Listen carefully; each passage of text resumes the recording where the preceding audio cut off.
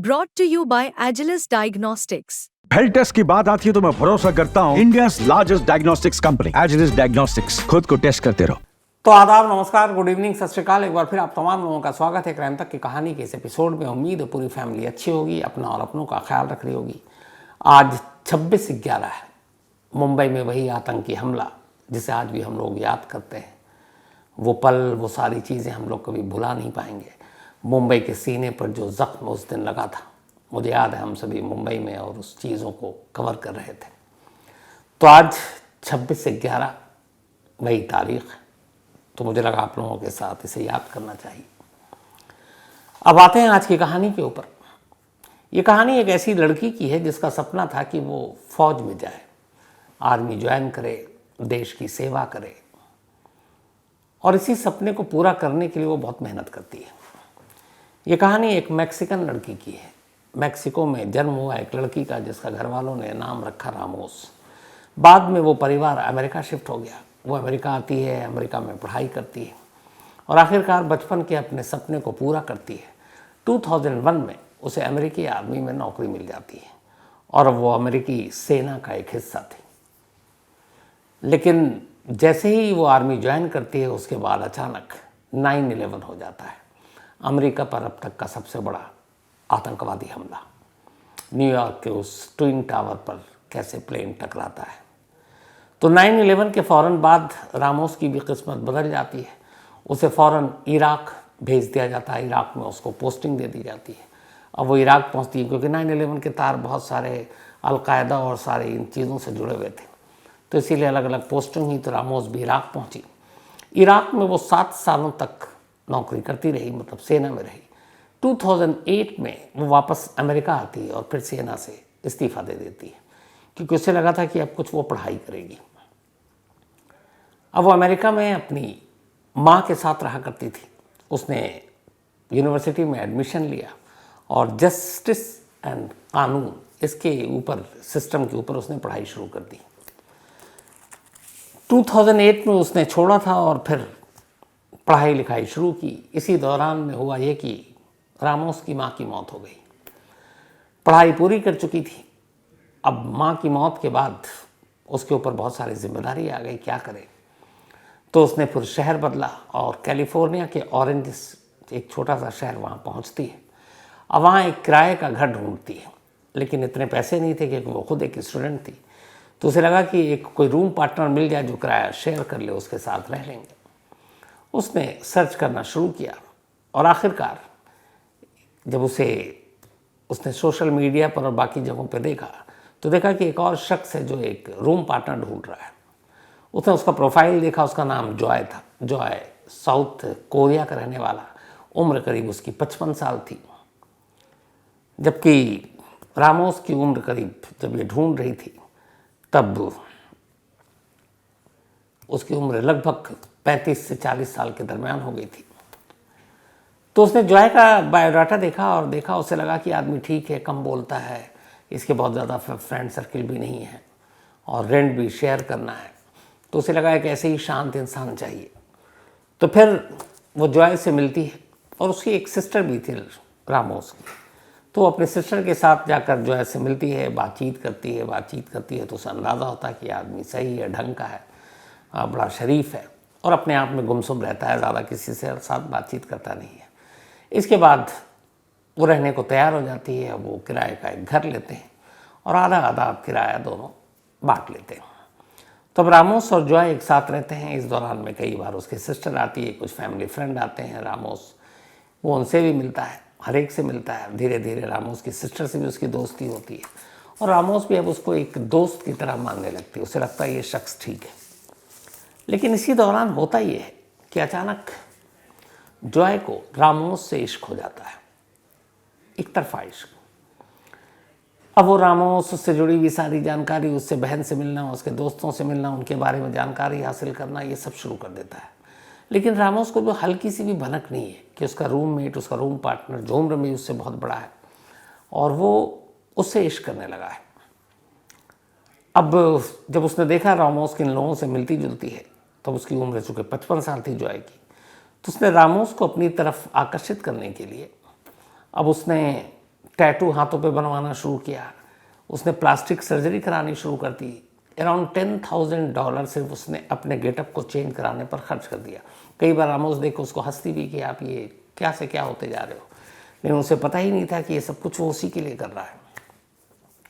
तो उसने अपना रंग रूप सब कुछ निखारने की कोशिश की, टैटू बनवाए, किसी तरह से भी वो रामोस का दिल जीतना चाहता था। लेकिन रामोस के मन में सिवाय दोस्ती को और कुछ था नहीं।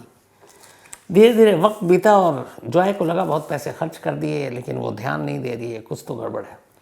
फिर एक रोज़ उसने हिम्मत की और उसने रामोस की बहन को फ़ोन किया और कहा कि देखो, मैं तुम्हारी बहन से प्यार करता हूँ, मैं शादी करना चाहता हूँ। रामोस की बहन ये सुनकर हैरान रह गई। उसने कहा कि मेरी सिस्टर तो आपको एक दोस्त मानती है और उसके मन में या उसके दिल में आपके लिए ऐसी कोई भावना ही नहीं। फिर वो कहता अच्छा ठीक है, चलो मैं देखता हूँ, फ़ोन रख देता है। बात आई गई हो गई। इसके बाद अचानक 3 मई 2013 की तारीख आती है। 3 मई 2013 को अचानक जॉय रामोस की उसी सिस्टर को फ़ोन करता है, कहता है कि यार तुम्हारी सिस्टर जो है सुबह गई थी, अभी तक घर नहीं लौटी, वरना वो सेकंड हाफ में आ जाती है। तो उसने कहा किसी अपने फ्रेंड के साथ घूमने गई होगी, लौट आएगी। तो उसने भी कहा ठीक है, टेंशन क्या लेना। बट 3 मई से 4 मई की सुबह हो गई। सिस्टर ने वापस फ़ोन किया, पता चला कि वो तो घर ही नहीं लौटी। अब बहन को फिक्र हुई, वो फ़ौरन पुलिस को फ़ोन करती है और बताती है कि उसकी सिस्टर गायब है। और फिर वो जॉय के बारे में बताती है। इधर जॉय भी पुलिस स्टेशन जाता है, वो 911 इमरजेंसी नंबर पे भी कॉल करता है, कहता है कि वो रामोस गायब है 3 मई से ही। अब पुलिस आती है, सबसे पहले उसे अपार्टमेंट में आती है, अपार्टमेंट के सीसीटीवी कैमरे को खंगालती है। जब सीसीटीवी कैमरा खंगालती है तो देखती है कि 3 मई को, 2 मई को आखिरी बार जो वो कैमरे में जहाँ पे वो किराए पे रहती थी, उसकी जो ऑफिस है जहाँ वो रेंट वेंट भरते हैं, शायद लाइजनिंग ऑफिस या उसका नाम है कुछ, तो वहाँ पर जाती हुई दिखाई देती है और उसके बाद गायब, लौटते हुए अपार्टमेंट में नहीं दिखती है। तब ये हुआ कि पुलिस ने चेक किया तो पता चला कि हाँ, उस दिन उसने रेंट देने के लिए आई थी और उसके बाद से लापता। अब इधर रामोस की सिस्टर भी पहुंच चुकी है, वहाँ पूछताछ चल रही है। अब चूंकि रूम पार्टनर जॉय, तो पुलिस ने उसी से कहानी पूछनी शुरू की। तो फिर वो 2 कहानियाँ सुनाता है। कहता है कि असल में मेरी बीच में अभी लड़ाई हुई थी रामोस से, और उसकी वजह ये थी रामोस से कि मैं कुछ रेंट पे नहीं कर पाया था। तो उसने कहा या तो पे करो या फिर हम अलग हो जाते हैं, कमरा छोड़ देते हैं। तो मैंने उससे कहा था मैं दे दूंगा, इस बात पे झगड़ा हुआ। तो ये जब कहानी सुनाने लगा तो पुलिस ने अचानक देखा उसके हाथ पर कुछ खरोंच के निशान हैं। पुलिस ने पूछा ये क्या है। उसने कहा मैं अपार्टमेंट के पीछे पौधे वौधे लगा रहा था, उसी में कुछ कटीले दरख्त थे, पौधे, वो मेरे हाथ को चुभ गया और उससे ये खरोंच आ गई। पुलिस ने कहा खैर ठीक है। अब इसके बाद पुलिस अपनी तफ्तीश में लग गई, लेकिन रामोस का कोई सुराग नहीं मिल रहा है। इसी पूछताछ के दौरान अब रामोस के सिस्टर अपनी बहन के बारे में पुलिस को बताती है कि एक रोज़ जॉय ने फ़ोन किया था और कहा था मैं तुम्हारी बहन से प्यार करता हूँ। अब जब पुलिस ने ये सुना तो पुलिस को लगा कि कुछ तो गड़बड़ है और जॉय कुछ ना कुछ जानता है जो छुपा रहा है, और उसके हाथ पर वो खरोच के निशान अब भी पुलिस को बेचैन कर रहे थे। तो पुलिस ने अपने जासूस लगा दिए कि 24 घंटे ये अपार्टमेंट के अंदर जाए, बाहर जाए, क्या करे देखो। जब ये जासूसी शुरू हुई जॉय की, तो पुलिस ने नोटिस किया कि जब भी रामोस के अपार्टमेंट में पुलिस दाखिल होती है तो जॉय अपार्टमेंट से दूर बैठकर दूरबीन से पुलिस वालों पर नज़र रखे रहता है, तो देखता रहता है कि कौन कहाँ क्या कर रहा है। ये बात बड़ी अजीब लगी। अब पुलिस ने कहा चुपके से ज़रा इसके मोबाइल के कॉल डिटेल और बाकी इसके लैपटॉप, इन सबको खंगालना चाहिए। अब पुलिस ने जब उसके कॉल डिटेल को खंगाला उधर रामोस के, तो पता चला कि 12 दिन पहले रामोस ने 911 पर पुलिस को एक शिकायत की थी और कहा था कि ये झगड़ा कर रहा है और रेंट वेंट के चक्कर में, और मैंने कहा कि इसके साथ नहीं रहूँगी। अब 3 मई से 12 दिन पहले की ये कॉल, और कॉल चूँकि रिकॉर्डेड थी पुलिस के पास 911 में, तो पुलिस को लगा कुछ तो गड़बड़ है। अब पुलिस ने उसके सारे लैपटॉप वैपटॉप को खंगालने का फ़ैसला किया। जब खंगालने का फ़ैसला किया तो बड़ी अजीब 2 चीज़ें मिली। एक, पुलिस ने देखा इस दौरान में कि जब से ये गायब हुई रामोस, तो उसके बाकी परिवार दोस्त वाले भी आ गए थे। तो ये लोग उसके सही सलामत लौटने के लिए प्रेयर रखते थे। और ये उस दौरान में अचानक, जो कभी नहीं लिखता था लैपटॉप पर, वो रामोस के बारे में अच्छी अच्छी बातें लिख रहा है, प्रे कर रहा है गॉड से कि वो सही सलामत लौट आए, परेशान है, बहुत अच्छी इंसान थी। लेकिन जब रामोस के घर वाले प्रेयर कोई रखे तो उसमें एक में भी शामिल ना हो, वो जाता ही नहीं था। लेकिन सोशल मीडिया पे वो लिखता जा रहा है। तो पुलिस ने जब उसके अकाउंट्स को खंगालना शुरू किया लैपटॉप पे, तो पुलिस को दो चीज़ें दिखाई दी। एक जगह वो सर्च कर रहा था कि एक इंसान की लाश को सड़ने में कितने दिन लगते हैं। अब ये बात पुलिस को बड़ी अजीब लगी कि ये सर्च करने की मतलब कर रहा है कि एक इंसान की डेड बॉडी ख़राब होने में कितना वक्त लगता है। यहाँ से अब जोय के ऊपर शक थोड़ा और गहराता गया। अब पुलिस उस पर नज़र रख रही है, लेकिन अभी तक कोई पुख्ता सबूत नहीं है, क्योंकि ये सबूत नहीं है कि कोई आदमी सर्च करे। बहुत सारी चीज़ें आदमी सर्च करता है, कैसे बॉम्ब बनाया जाता है, कैसे क्या होता है, तो ये पुख्ता सबूत तो था नहीं। अच्छा, अब अमेरिका में भी कई बार ऐसा होता है कि जहाँ पर पुलिस सिर्फ ये नहीं कि उठा के, क्योंकि वहाँ वकील, लॉ, ये सारी चीज़ें होती हैं, तो आपको सॉलिड प्रूफ चाहिए किसी के गिरबान पर हाथ डालने के लिए। तो अब सिर्फ ये कि एक आदमी की लाश, एक इंसान की लाश कितने दिन में ख़राब होती है, सड़ती है, एक डेड बॉडी, ये कोई प्रूफ नहीं था। अब पुलिस को और प्रूफ चाहिए। अब पुलिस लगी हुई है कि कोई गलती करे, लेकिन वो कोई गलती नहीं कर रहा है, पर लगातार पोस्ट किए जा रहा है और उसके पोस्ट पे लोगों के रिएक्शन आ रहे हैं। और लोगों की राय ये है कि जॉय कितना ज़्यादा रामोस को मानता था। उधर बहन भी ये मान रही है कि रामोस ने से प्यार के लिए उसने खुद इजहार किया था उससे फ़ोन पर। तो रामोस की बहन और फैमिली फ्रेंड को भी यही लग रहा है कि जॉय इस वक्त बहुत दुखी है, क्योंकि वो उससे प्यार करता था और ये बात रामोस को पता नहीं। लेकिन अचानक गायब होना, शक भी गहरा रहा था उस पर। अब ये सारी चीज़ें हो रही थी। अचानक एक रोज़ पुलिस ने पहले ही हाथ में था लेकिन अनदेखा कर रखा था, उसके मोबाइल पर जब गई तो उसके जो गूगल मैप होता है, हर मोबाइल पे लोगों के होता है, उस गूगल मैप के जब हिस्ट्री में गई तो उन्होंने देखा कि इस गूगल मैप के ज़रिए इसी अपार्टमेंट से दूर एक ऊंचाई पहाड़ी जैसा इलाका है, वहाँ झाड़ियाँ हैं, जंगल जैसा सुनसान, और उसी झाड़ी और जंगल में एक ख़ास पेड़ है, उस पेड़ को जूम करके देखा गया था। बस इतनी सी वो सारी चीज़ें थी। और फिर उसको हिस्ट्री से डिलीट कर दिया गया, लेकिन वो कहीं ना कहीं जाकर मिला तो उसको रिट्रीट किया गया। और उस जो गूगल मैप में जिस जगह को देखा, अब वो जगह की तस्वीर पुलिस के पास थी। इधर लगभग दिन बीतते जा रहे थे और अभी तक कुछ पता नहीं चला था कि रामोस है कहाँ। तो 3 मई से लगभग 14 दिन बीत चुके थे। अब आ गई 17 मई की तारीख। रामोस का कोई सुराग नहीं, कुछ नहीं। अब एक पुलिस को मिलता है गूगल मैप और उसमें एक पेड़, एक दरख्त, और उसको जूम करके देखा गया, और वो भी एक सामने दूर झाड़ी और पहाड़ी का इलाका वहाँ। अब पुलिस और डिटेक्टिव की टीम, एक पूरी टीम, बिना जॉय को कुछ बताए हुए उसी के मोबाइल के उसी गूगल मैप को जो उसने डिलीट किया उसको रिट्रीट करके उसकी हिस्ट्री निकाल कर उसी रास्ते पर चलती है। अब वो जो नक्शा दिखा रहा था वो बहुत सारे पेड़ हूबहू मिलते, लेकिन वहाँ कुछ नहीं मिलता। लेकिन धीरे धीरे जाकर जब उन्होंने देखा तो सेम एक उसी जगह की एक तस्वीर मिलती है। सेम वैसे ही फ्रेम दिखा उन्हें, वैसे ही पेड़, वैसे ही पत्ते, वैसे ही पीछे का सीन। जब वहाँ पहुँचे तो वहाँ पे तलाशी शुरू हुई। जब तलाशी शुरू हुई तो पुलिस को इंसान के अलग अलग टुकड़े वहाँ पर मिले। जब उन्हें समेटा गया तो पता चला ये कोई और नहीं है, ये वही रामोस है जो 3 मई को गायब हुई थी और 17 मई को उसके टुकड़े वहाँ से समेटे जा रहे थे। कुल 14 दिन तक लाश के टुकड़े वहाँ थे। कुछ जानवरों ने शायद खा लिए, और एक इंसान की लाश को ख़राब होने में कितना वक्त लगता है, वो जो सर्च किया था वो उसी के लिए था। तो जब ये टुकड़े वहाँ से बरामद हुए, उसी के मोबाइल से वो लोकेशन मिला। अब एक पुख्ता सबूत जॉय के ख़िलाफ़ जा रहा था। फ़ौरन पुलिस आती है, जॉय को कस्टडी में लेती है और लेकर फिर उसे पुलिस स्टेशन ले जाती है। वहाँ उससे पूछताछ होती है, 17 मई 2013 को अरेस्ट हुआ था। लेकिन वहाँ पूछताछ के दौरान वो लगातार जो है कहता है कि मैं रामोस से प्यार तो करता था, लेकिन मैंने उसका कत्ल नहीं किया।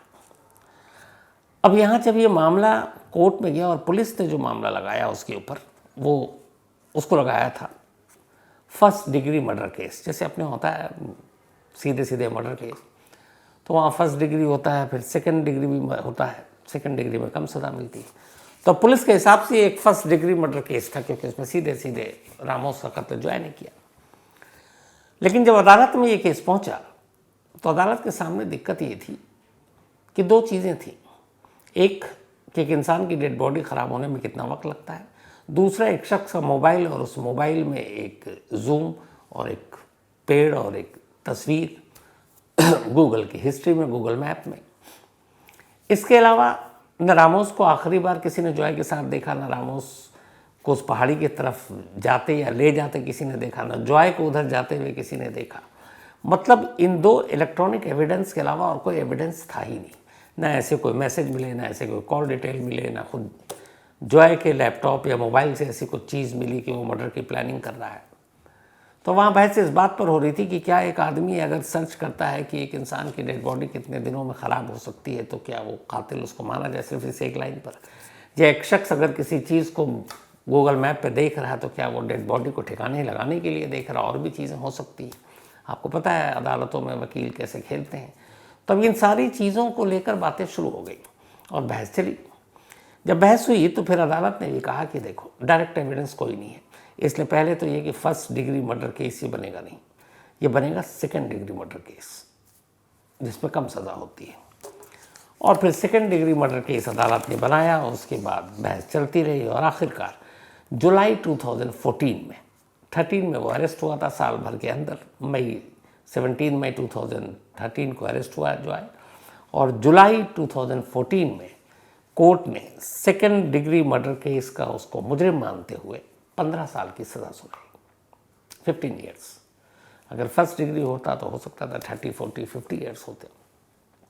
लेकिन जब अदालत ने जुलाई 2014 में फैसला सुनाया तो जॉय इस फैसले के वक्त कोर्ट रूम में मौजूद था और वो लगातार कह रहा था कि हाँ मैंने इश्क तो किया, लेकिन मैं रामोस का कातिल नहीं हूँ। और ये अदालत, ये पुलिस, ये सब गलत है। और उसने बाकायदा चैलेंज किया कि एक रोज़ सच ज़रूर सामने आएगा, और वो सच ये है कि कातिल मैं नहीं हूँ, कत्ल किसी और ने किया है। ये बार बार उसकी दलील थी, लेकिन उसके बावजूद उसे 15 ईयर्स की सज़ा हुई है। अब देखना यही है कि वाकई जॉय जो डंके की चोट पर कोर्ट में कह कर गया कि मैंने प्यार किया, मैं कत्ल कर नहीं सकता हूँ, तो वो सही है या गलत है? क्योंकि इस फैसले के बाद और जो है कि इस चैलेंज को सुनने के बाद बहुत से लोग दो हिस्सों में बट गए, और उनका कहना है कि अगर इन दो एविडेंस को छोड़ दे तो जॉय के खिलाफ सीधा कोई सबूत नहीं है कि उसने रामोस का कत्ल किया है। लेकिन इसके अलावा अभी तक और कोई सबूत मिला नहीं। 2014 में ये फैसला सुनाया गया था, 10 साल तो हो चुके हैं, और 10 साल के बाद अब 5 साल और बचे हैं, यानी 2029 में जॉय जेल से रिहा हो जाएगा। अब देखना ये कि 2029 से पहले क्या कोई नया क्लू आता है, या 2029 के बाद जेल से बाहर आने के बाद जॉय इसमें कुछ नया बताता है, ये आने वाला वक्त बताएगा। लेकिन ये वो केस था जिसे दो चीज़ों ने खोला था बकौल पुलिस। अब वो कितना सच कितना झूठ कुछ नहीं कहा जा सकता। तो कहानी में आज इतना ही, लेकिन कहानी ख़त्म करूँ उससे पहले वही अपना सिलसिला। आज राहुल श्रीवास्तव और सौरभ श्रीवास्तव। तो राहुल श्रीवास्तव और सौरभ श्रीवास्तव ये दोनों भाई हैं, लेकिन ट्विंस नहीं है, जुड़वा नहीं है। दोनों की उम्र में 2 साल का गैप है, लेकिन दोनों रियल ब्रदर हैं। और कमाल ये है कि बर्थडे एक ही दिन है। तो ट्विंस वालों के तो एक दिन होते हैं, समझ में आता है, लेकिन राहुल एंड सौरभ बहुत, तुम दोनों लकी यार कि दोनों भाई एक ही तारीख में पैदा हुए। तो हैप्पी बर्थडे राहुल तुम्हें भी, सौरभ तुम्हें भी, एंड गॉड ब्लेस यू, हमेशा अच्छे रहो तुम लोग। साथ ही स्वरांसी बल्कि नाम गलत लिख दिया गया है, स्वरांगी, इनका भी आज जन्मदिन है। तो हैप्पी बर्थडे स्वरांगी, और ये महेश गोसावी की बिटिया है। और स्वरांगी, तुम्हारी जितनी तारीफ करूं कम है, जो तुम्हारे पापा ने लिखा है, प्राउड ऑफ यू। शिखा तोमर, इनका भी आज जन्मदिन है, तो हैप्पी बर्थडे शिखा। और ये सुशांत की सिस्टर है। साथ ही सुधांशु कुलश्रेष्ठ का भी जन्मदिन, तो हैप्पी बर्थडे सुधांशु। और ये भेजा है शुभम कुलश्रेष्ठ ने। गायत्री जी का भी बर्थडे है, तो हैप्पी बर्थडे गायत्री जी। और ये ईश्वर बमानिया जी की पत्नी है और तक्ष इनके बेटे हैं, दमन एंड दीव में रहते हैं, तो गायत्री जी हैप्पी बर्थडे। मधुरिमा सिकरवार, इनका भी आज बर्थडे है, तो हैप्पी बर्थडे मधुरिमा जी। और ये भेजा है सुरेंद्र सिंह चौधरी जी ने, उनकी पत्नी है सुरेंद्र जी की